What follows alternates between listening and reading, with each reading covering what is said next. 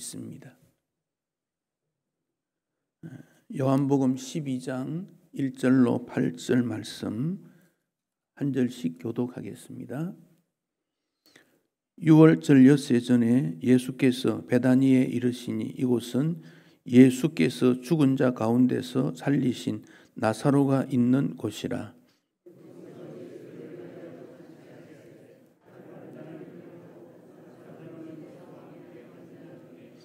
마리아는 지극히 비싼 향유 곧 순전한 나드 한 근을 가져다가 예수의 발에 붓고 자기 머리털로 그의 발을 닦으니 향유 냄새가 집에 가득하더라.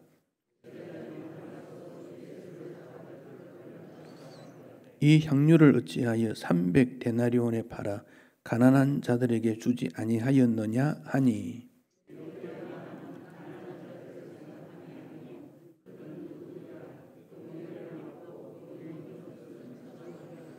예수께서 이르시되 그를 가만두어 나의 장래할 날을 위하여 그것을 간직하게 하라.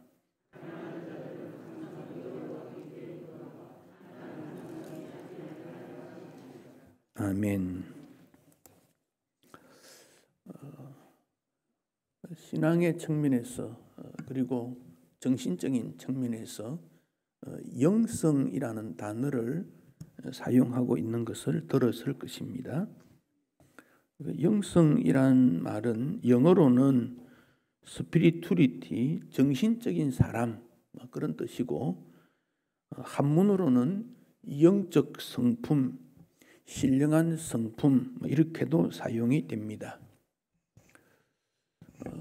영이라고 하는 그 한문, 우리 스크린에 영이라는 한문을 한번 좀 올려서 한번 같이 보면 좋겠습니다. 이 영이라는 말은 제일 밑에 가로로 되어 있는 것은 땅입니다. 땅. 사람 있고 또 기둥이 있고 위에 있지요. 그 무자지요, 무자. 그 제사장 혹은 무당 그런 뜻이지요. 그 위에 입이 3개 있지요.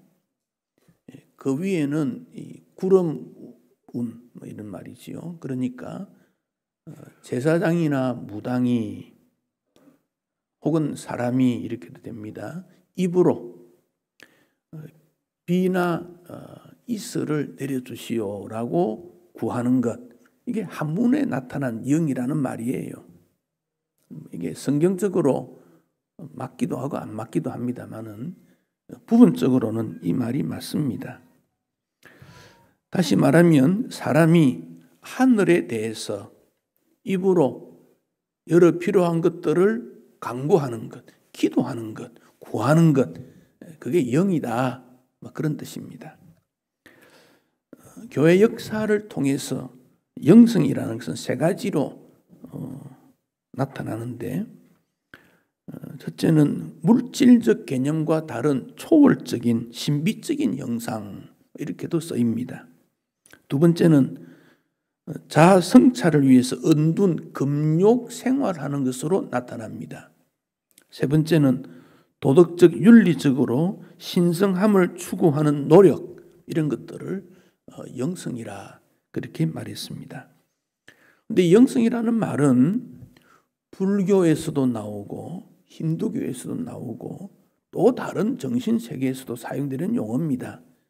그래서 우리가 영성이라는 말을 할 때는 성경적 영성 혹은 예수님의 영성 이렇게 설명하는 것이 정확합니다. 기독교 영성이라고 해도 그 속에는 좀 다른 것들이 여러 가지 있습니다.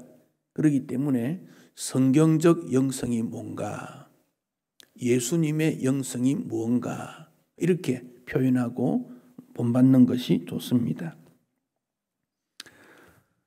최근에 유행가 중에 테스라는 이름이 나왔지요. 그 인생의 문제를 그 테스 형한테 물어봤는데 해답이 없더라. 그거 아닙니까? 그 테스가 누굽니까? 소크라테스. 소크라테스는 철학자입니다. 그 철학에게 물어봤다 그 말입니다. 철학에게. 그 철학이라는 것은 인생의 모든 문제들을 현상이나 혹은 앞으로 될 일들이나 이런 것들을 설명해 주는 그런 학문인데, 그럼 철학에서 이 영성을 해답을 얻을 수 있겠는가 물어보았더니 소크라테스가 뭐라 하느냐면 너 자신을 알라, 그리 답변했거든요. 이 말은 뭡니까? 나도 모르겠다 그 말이에요. 그냥 너가 알아서 해라 그런 말이에요. 그래서 철학적 영성이라는 말은 모호하고 해답이 없다, 그렇게 보시면 돼요. 불교적 영성은 뭡니까? 소유라든지 높아진다 이런 거 다 내려놓고 인생은 아무것도 아니니 무로 돌아가는 거다. 이 불교 영성이라는 겁니다. 사람은 무언가의 지배를 받고 이끌림 받는 것이 사실입니다. 또 기독교에서 말하는 영성은 뭐냐? 옛 정신, 옛 습관. 우리 성경에서는 이것을 옛 사람이다 그리 말했지요. 옛 사람을 떠나서 예수의 정신, 예수의 삶의 스타일로 변화되는 것, 그게 신앙생활이고 기독교적 영성이다, 이렇게 보면 됩니다. 성경에는 영성이라는 단어가 나오지 않습니다. 영성이라는 말과 가장 가까운 단어가 경건입니다. 경건이라는 말은 하나님을 잘 섬기는 것, 공경하는 것, 최선을 다해서 하나님을 섬기는 것, 하나님을 두려워하는 것, 하나님을 의존하는 것, 하나님을 믿는 것, 이것을 경건이다 그렇게 말합니다. 영성이나 경건이나 예수님을 본받는 길이니 예수 제자로 살아가는 것을 우리는 원하고 새 생명의 길로 인도함을 받는다, 그런 뜻입니다. 하나님께서 우리를 창조했을 때 그 목적이 하나님과 우리와 교제하기 위해서. 교제한다는 말은 사회성을 말합니다. 이웃과 더불어 살아가야 된다. 이번 코로나라는 것은 이 교제가 단절되는 일이 나타난 것이 코로나 전염병입니다. 자, 우리가 하나님과 멀었고 이웃과 멀었는데 예수님을 통해서 하나가 되었다 그러지 않습니까? 그래서 신앙생활은 하나님과 우리가 하나가 되는, 서로 교통하는, 너와 내가 하나가 되는 신앙생활이 가까워지는 거예요. 그런데 코로나로 인해서 단절 현상이 일어나게 된 거예요. 이것을 극복해야 되는 이유 중 하나가 영성적인 측면에서 볼 때는 이 하나님과 우리와의 교제, 성도와의 교제가 더 활발히 이루어져야 되는데 만나지 못하니까 기계, 문명을 동원해가지고 인터넷이라든지 유튜브라든지 전화라든지 이런 걸 통해 더 적극되어가는 이런 모습이 나타났습니다. 하나님께서 에덴 동산과 사람을 창조하신 예 보시기에 좋았더라 그랬죠. 아름답다는 거지요. 그렇다면 그 하나님의 아름다움이 우리의 마음에 있어요. 그것을 우리는 예술이다 그리 말합니다. 예술. 아름다운 음악, 미술 작품, 연극, 예술성이 필요하다. 그래서 영성은 예술성 속에도 영성적인 일이 표현이 됩니다. 또 인간은 하나님의 거룩성을 닮았기 때문에 죄와 싸워 이겨서 평강을 누리게 됩니다. 이런 일들을 도덕성 그렇게 말합니다. 하나님께서 아담에게 천지 창조를 하신 다음 다스리고 정복하고 지배하고 번성해라, 관리를 잘해라 그랬습니다.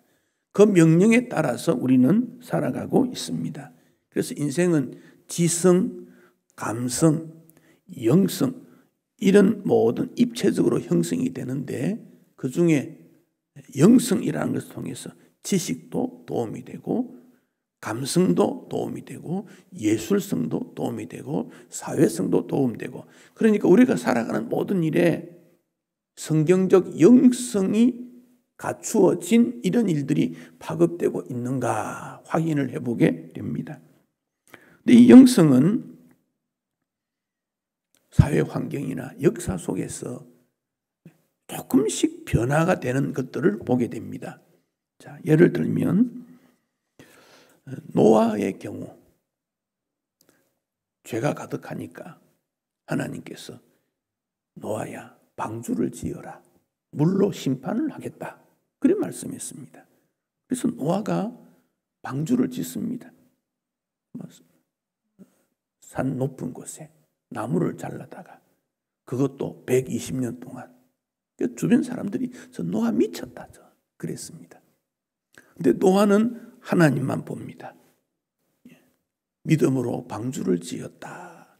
그 노아에게 당신의 영성은 뭐요? 이래 물으면 죄가 가득한 곳에 하나님의 명령을 따라 구원의 방주를 짓고 하나님께서 살아있는 숨쉬는 동물들을 들어가게 해서 보존하게 하는 그 역할이 나의 영성이었다. 그리 말합니다.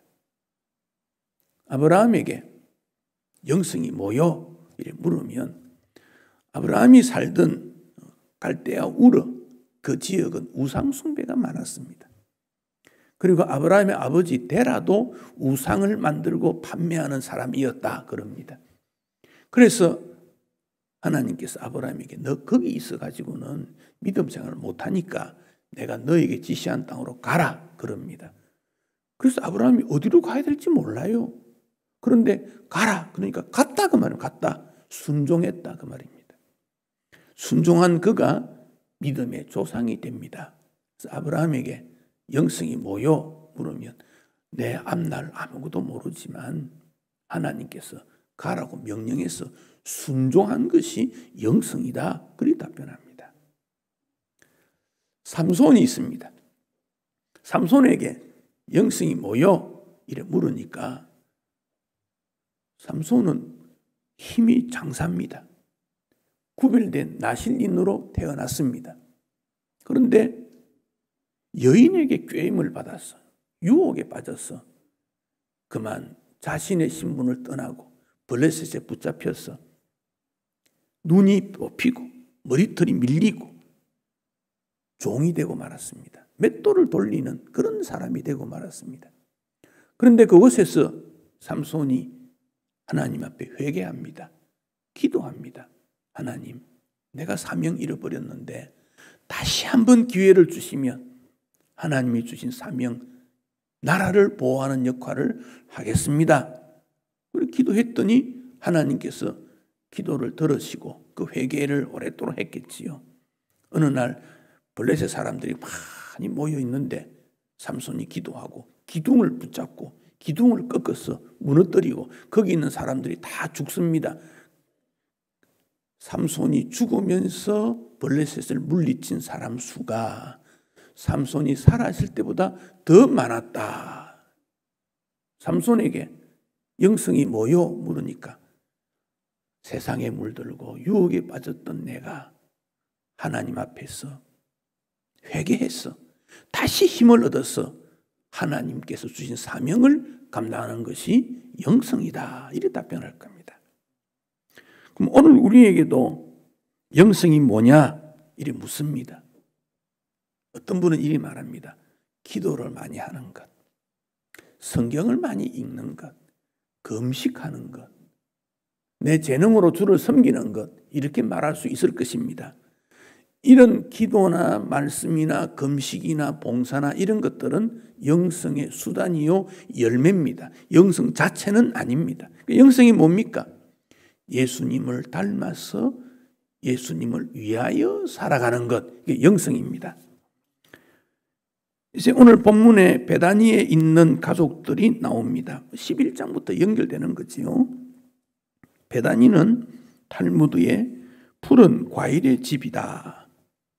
그렇게 말할 만큼 예쁜 곳이고 예루살렘으로부터 한 2km 내지 2.5km 남쪽에 있는 조그마한 마을인데 나사로와 여동생 둘, 마르다, 마리아 3남매가 살았습니다.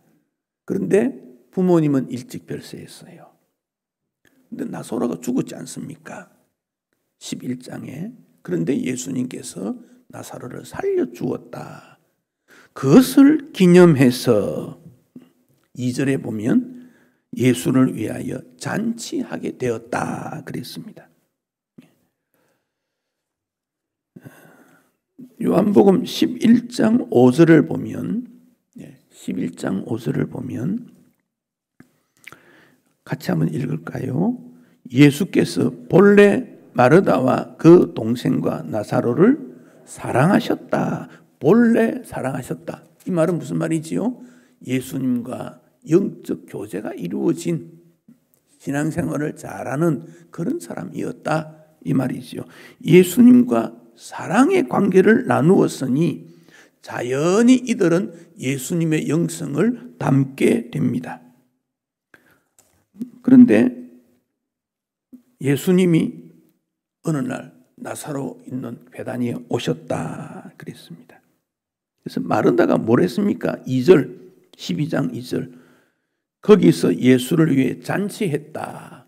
여러분 그리스도인은 예수를 위해 잔치하는 삶을 사는 자입니다. 예배도 예수님 위한 잔치입니다. 잔치했는데 마르다는 뭐 했습니까? 12장 2절 마르다는 일을 했다. 일이 뭡니까?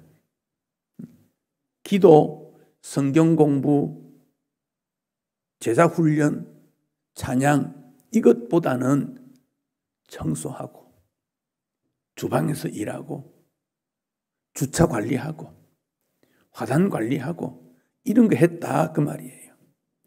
그런데 예수님이 오실 때 혼자 오는 게 아니고 제자들과 함께 오니까 남자들이 적어도 13사람 이상 더 왔을 수도 있어. 오니까 마르다가 혼자서 그 일을 하려면 얼마나 힘드는지 몰라요.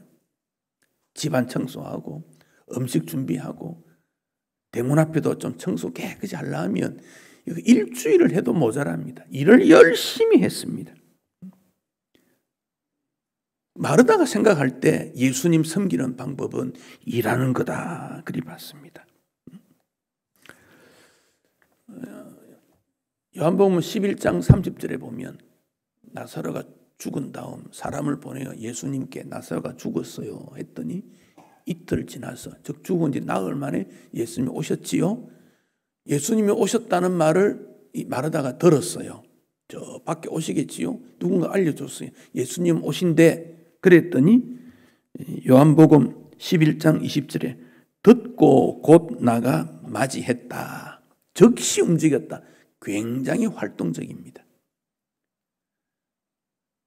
만약에 우리 교회에서 이런 일을 누가 하시겠어요? 그러면 제일 먼저 하는 사람 마르다다 그런 말입니다. 행동하는 사람 그런 말입니다.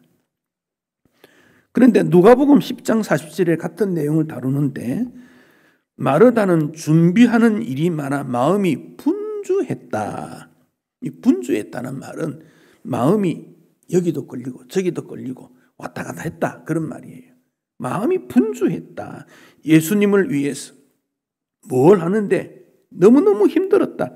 부지런한 여성이었다 하는 것을 알게 됩니다. 그러다가 이렇게 보니까 동생 마리아는 예수님 발 앞에 앉아 있거든요. 뭐 했습니까?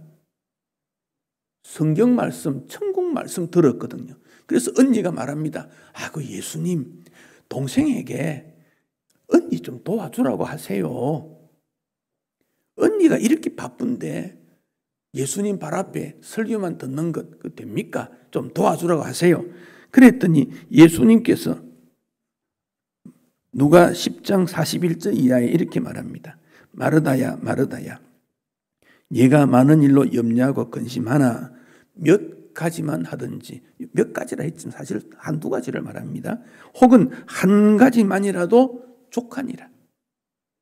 마리아는 이 좋은 편을 택하였으니 빼앗기지 아니하리라. 자, 우리 가운데 일을 열심히 하는 분이 있어요. 기도하러 모이자도 잘 어렵고 훈련 받는 것도 어렵고 찬양도 어렵고 그런데 일합시다 그러면 제일 앞서는 분이 있어요. 그럴 때 주님 앞에서 불평하며 일하면 안 돼요. 감사의 마음으로. 왜냐하면 이 마르다는 일하는 영성의 스타일이라 그 말이에요. 그분의 스타일이 그렇다 그 말입니다. 스타일이. 중세 교회 시대는 한 1000년경 됩니다. 주후 한 590년, 6세기부터 16세기까지. 중세기에는 로마교, 기독교 중 한 부류로 여긴 게 최고로 영향을 주었지요. 근데 그 중세기의 기독교를, 로마교를 분석해 보면 두 가지입니다. 하나는 사회에 관심을 둡니다. 왕이 누구냐? 정치는 어떻게 되느냐? 사회는 어떻게 되느냐? 그래서 교황이 되면 왕과 교류를 하고 전쟁에도 나가고 행동하는 그런 영성이 있어요. 그러다 보니까 세상과 타협 속에서 명예도 재물도 많이 이렇게 흔들려 가는 그런 일이 일어납니다. 그러니까 한 부류가 또다시 형성됐는데 거긴 수도원적인 영성입니다. 평생토록 기도하고 말씀 연구하고 금식하고 이 두 가지 스타일이 나타납니다. 그 누가 잘했느냐 우리가 여기서 논할 건 없고, 중세 영성의 최고의 영성가는 누구냐? 학자들은 말을 하기를 로렌스 형제라고 말해요. 이 로렌스 형제는 수도원 원장도 아니고 학문을 연구하는 사람도 아니고 교황도 아니고 주교도 아닙니다. 그 누구냐? 수도원에서 접시 닦는 사람입니다. 주방에 일하는 사람입니다. 그런데 로렌스 형제는, 로렌스가 형이고 동생이고 몇 살 있었던 것 같아요. 주방에 일을 하면서 이것이 하나님을 위한 일이다. 접시를 닦고 음식을 준비하는 것도 너무 중요한 일이다. 그들의 영성을 최고로 여깁니다. 즉 하나님 앞에 일을 할 때, 섬길 때 최고로 잘 섬기는 것 필요하다, 그런 말이에요. 지금 한국 교회들의 경우에 30년 전에 교회가 어려웠을 때 초창기에 수고했던 여성도들 30년 지났는데 할머니가 다 됐지 않습니까? 주방에 누가 더 가느냐? 할머니들이 더 갑니다. 30대가 사라졌어요. 일하는 영성을 이어받지 못했다. 그런 측면에서 마르다의 일하는 영성 본받아야 됩니다. 그 다음 마리아가 나옵니다. 마리아는 어떤 영성인가? 예수님이 그냥 좋은 거예요. 오라비 나사로를 살려주신 것도 좋고 천국 복음이 좋은 거니까 예수님 발 앞에 앉아서 예수님 말씀 듣고 있습니다. 이것도 좋은 영성입니다. 여러분, 말씀을 듣고 헌신하지 않으면 지식에 불과하지만은 이 지식이 헌신으로 연결되면 영성적 일꾼이 되는 거예요. 바리새인들은 종교적 전통에 능숙했지만 헌신이 없습니다. 가룟 유다가 예수님을 위해서 뭘 드린 게 있습니까? 그렇지 않았기 때문에 그는 결국 예수님을 배반하고 말았습니다. 마리아는 예수님 말씀을 잘 들을 뿐 아니라 예수님을 위해 헌신했던 사람이 마리아입니다. 잘 듣는다는 말은 예배적 영성이 강하다. 성경 공부, 제자 훈련 이런 것 잘했다. 그런 뜻입니다. 그러니까 예수님께서 나사로 집에 왜 갑니까? 섬기는 영성도 있고 예배적 영성도 있고 이 균형이 있기 때문에 그래요. 근데 마리아가 예수님 말씀을 듣다가 은혜를 받고 예수님을 위해 무언가 섬겨야 되겠다. 그리고는 오늘 본문 3절에 보면 지극히 비싼 향유 추측하기로 그가 결혼할 때 사용하려고 한 것이 아닌가 그렇게 여깁니다. 예수님 발에 붓고 머리털로 예수님 발을 닦고 향냄새가 가득했는데 이것을 5절에 보면 300데나리온쯤 된다. 1데나리온이 노동자 하루의 품삯이니까 1년 연봉을 다 동원해서 예수님을 위해 섬겼다. 그런 뜻입니다. 예배의 영성, 예수님께 영광이 되고 예수님의 기쁨이 되었다 하는 겁니다. 또 한 사람, 나사로가 있습니다. 나사로는 어떤 사람입니까? 죽었다가 살아났습니다. 인생의 죽음은 최종적인 문제인데 죽음에서 부활했으니 그는 부활의 영성을 체험했던 사람이 나사로다, 그런 말입니다. 자, 12장 9절을 보십시다. 유대인의 큰 무리가 예수께서 여기 계신 줄 알고 오니 이는 왜 왔습니까? 예수만 보기 위함이 아니요, 죽은 자 가운데 살리신 나사로를 보려고 왔다. 나사로가 죽음을 넘어선 별세의 신앙을 하니 나사로를 봐야 되겠다는 거예요. 뿐만 아니라 그 나사로 때문에 11절에 많은 유대인이 예수를 믿게 되니까 10절에 대제사장이 나사로를 죽이려고 계획을 세웠다. 어느 목사님이 젊었을 때 열정을 가지고 설교를 하고 교회를 섬기는데 찬양대원들이 속닥속닥 잡담을 하고 있는 거예요. 설교 중에. 막 눈초리를 주고, 그래도 뭐 계속 엉뚱한 짓을 하니까 너무 화가 나죠. 성경책을 집어 던졌어요. 그게 이제 문제가 된 겁니다. 잘했다 못했다, 누가 잘했다 못했다 그럴 수 있냐.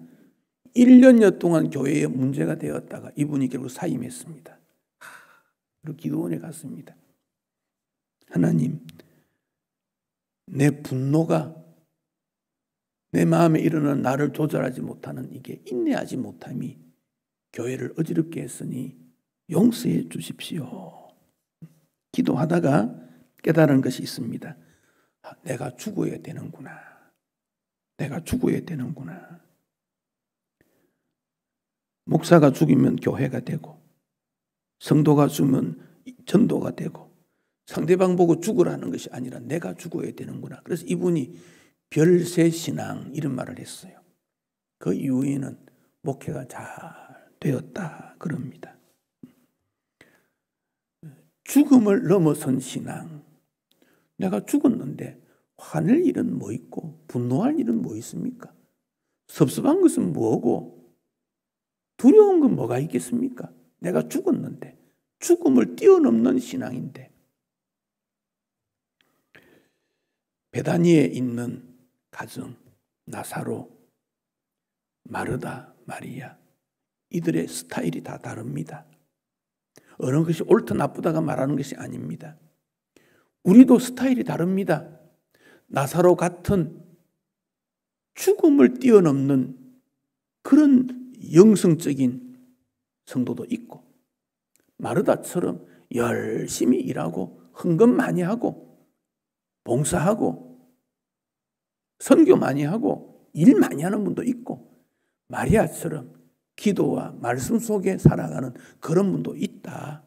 이런 일들이 조화를 이룰 때 여기에 참된 영성이 있는 겁니다.